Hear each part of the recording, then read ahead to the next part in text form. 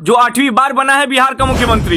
इसे लोग सुशासन बाबू के नाम से जानते हैं, जो विपक्ष का हो सकता है प्रधानमंत्री उम्मीदवार। आज हम आपको बताने वाले हैं बिहार के वर्तमान मुख्यमंत्री नीतीश कुमार के बारे में। नीतीश कुमार एक काफी मजबूत नेता है, जिन्होंने अपने राज्य की तरक्की के लिए कई महत्वपूर्ण कार्य भी किए हैं। इनका नाम हमारे देश के उन नेताओं में गिना जाता है जिनकी छवि एक धर्मनिरपेक्ष नेता की भी है। नीतीश न केवल अपने राज्य बल्कि देश की राजनीति में भी काफी ज्यादा सक्रिय है। नीतीश कुमार का जन्म 1 मार्च 1951 को बिहार के बख्तियारपुर में हुआ था। नीतीश कुमार के पिता स्वतंत्रता सेनानी होने के साथ साथ आयुर्वेद के भी एक अच्छे जनक थे। नीतीश कुमार की शादी 1973 में हुई। आपको बता दें कि नीतीश कुमार की पत्नी एक अध्यापिका थी। साथ ही साथ नीतीश कुमार का एक बेटा भी है जिसका नाम निशांत है। वहीं बात करें नीतीश कुमार की शिक्षा की, तो नीतीश कुमार ने बख्तियारपुर के श्री गणेश हाई स्कूल से अपनी 12वीं की कक्षा तक पढ़ाई की। 12वीं पास करने के बाद इन्होंने बिहार कॉलेज ऑफ इंजीनियरिंग में दाखिला लिया था। इस कॉलेज से इन्होंने मैकेनिकल इंजीनियरिंग की डिग्री सन 1972 में प्राप्त की थी। नीतीश कुमार को सुशासन बाबू के नाम से भी जाना जाता है, क्योंकि इन्होंने अपने राज्य के सुशासन को सही करने के लिए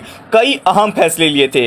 इनके पिता कविराज भी राजनीति में काफी ज्यादा सक्रिय हुआ करते थे। वो भारतीय राष्ट्रीय कांग्रेस का हिस्सा भी थे। हालांकि लोकसभा चुनाव में इनके पिता को भारतीय राष्ट्रीय कांग्रेस पार्टी द्वारा टिकट नहीं दिया गया था, जिसके कारण इनके पिता जनता पार्टी से जुड़ गए थे। वहीं बात करें नीतीश कुमार के राजनीतिक करियर की, तो राजनीति में आने से पहले नीतीश बिहार राज्य बिजली बोर्ड में भी कार्य करते थे। इन्होंने राजनेता बनने के लिए इस बोर्ड की नौकरी छोड़ दी थी।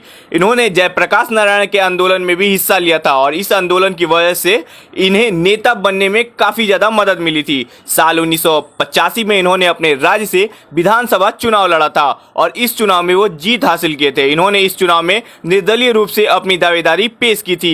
ये चुनाव जीतने के बाद सन 1987 में भारतीय लोकदल की युवा शाखा के अध्यक्ष के रूप में चुना गया था। 1989 में इन्हें जनता दल पार्टी का महासचिव बनाया गया था और इसी साल इन्होंने लोकसभा का चुनाव भी जीता था और इनको केंद्र सरकार द्वारा केंद्रीय कृषि राज्य मंत्री बनाया गया था। जिस वक्त इनको ये मंत्रालय मिला था उस समय केंद्र में बीपी सिंह की सरकार थी। साल आया 1991 का। 1991 में इन्हें लोकसभा के सदस्य के रूप में दूसरी बार चुना गया था और इस बार इन्हें इनकी पार्टी जनता दल की ओर से संसद में पार्टी का उप नेता बनाया गया था। साथ में ये अपनी पार्टी के महासचिव के रूप में भी चुने गए थे। सन 1996 में नीतीश फिर से 11वीं लोकसभा के सदस्य चुने गए थे। इस दौरान उन्हें सामान्य प्रयोजन समिति, अनुमान समिति, रक्षा समिति और संविधान संयुक्त समिति का सदस्य बनाया गया था। साल 1998 में नीतीश 12वीं लोकसभा के लिए फिर से निर्वाचित हुए थे और इस बार इन्हें रेलवे मंत्री बनाया गया था। हालांकि साल 1999 में गैसल ट्रेन आपदा के कारण इन्हें अपना ये मंत्री पद छोड़ना पड़ा था।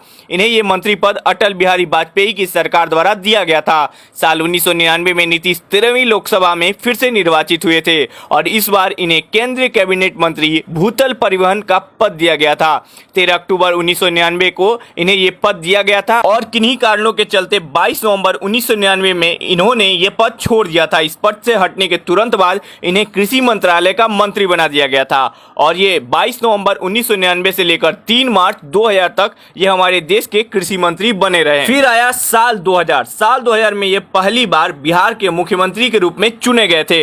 हालांकि राजनीतिक कारणों के चलते इन्हें अपना ये पद केवल 7 दिनों के अंदर ही छोड़ना पड़ा था। इन्होंने इस पद को 3 मार्च साल 2000 तक संभाला था और इसी साल 10 मार्च को इन्हें यह पद छोड़ना पड़ा था। यह पद छोड़ने के बाद इन्हें फिर से कृषि मंत्री बना दिया गया था और ये 1 साल तक कृषि मंत्री बने रहे थे। प्रथम बार रेल मंत्री रहते हुए नीतीश ने रेलवे की स्थिति सुधारने के लिए कई अच्छे कार्य किए थे और इन्हें इन्हीं कारणों के चलते साल 2001 में फिर से ये पद सौंपा गया था और ये 3 साल तक हमारे देश के रेलवे मंत्री रहे थे। ये साल 2004 में फिर से लोकसभा के सदस्य के रूप में चुने गए थे और इस दौरान ये कोयला और इस्पात समिति, सामान्य परियोजना समिति और विशेषाधिकार समिति के सदस्य भी रहे थे। आपको बता दें कि नीतीश अभी तक बिहार के 8 बार मुख्यमंत्री रह चुके हैं। अभी भाजपा के साथ अनबन के बाद नीतीश कुमार ने आरजेडी के साथ अपना हाथ मिला लिया था और वर्तमान समय में नीतीश कुमार बिहार के मुख्यमंत्री हैं। वहीं आरजेडी में लालू प्रसाद यादव के बेटे तेजस्वी यादव बिहार के उप मुख्यमंत्री के सीट पर काबिज हैं। वहीं बात करें नीतीश कुमार की कुल संपत्ति की, तो नीतीश कुमार की कुल घोषित संपत्ति 60 लाख से ज्यादा की है। आपको बता दें कि नीतीश कुमार कड़े फैसले लेने के लिए जाने जाते हैं। इनका सबसे बड़ा फैसला ये था कि इन्होंने